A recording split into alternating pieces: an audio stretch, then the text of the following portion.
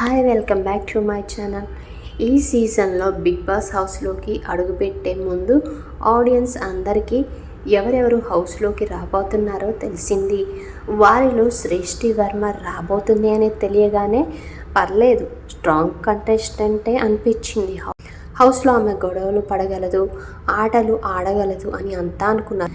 కానీ ఆమెకి కంటెంట్ ఇవ్వడానికి స్కోప్ దొరకకపోవడంతో ఎలిమినేట్ అవ్వాల్సి వచ్చిందని అంటున్నారు అందరూ.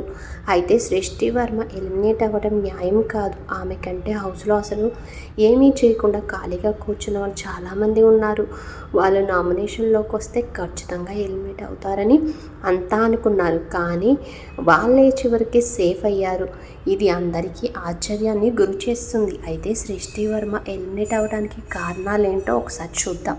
ముందుగా ఆమెకు మిగిలిన కంటెస్టెంట్లు అందరితో పోల్స్తే ఫ్యాన్ బేస్ చాలా తక్కువ. ఎందుకంటే ఆమె పెద్దగా ముఖపరిచయం లేని అమ్మాయి. జానీ మాస్టర్ మీద కేసు వేయడం వల్ల ఆమె పేరు బాగా వైరల్ అయింది. కానీ అది ఆమెకు బాగా నెగిటివ్ చేసింది.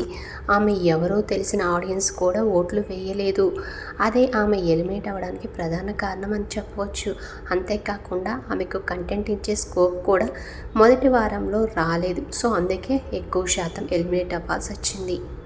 ఆమె ఎక్కువగా ఇంటిని ఊడుస్తూ కనిపించడం, అదేవిధంగా సంజనని సిగ్గు లేదా అని తిట్టినప్పుడు మాత్రమే వాటిని కూడా ఆమె పెద్దగా కంటెంట్ లాగా మార్చుకోలేకపోయింది. అయితే ఎలిమినేట్ అయింది అనుకోవచ్చు.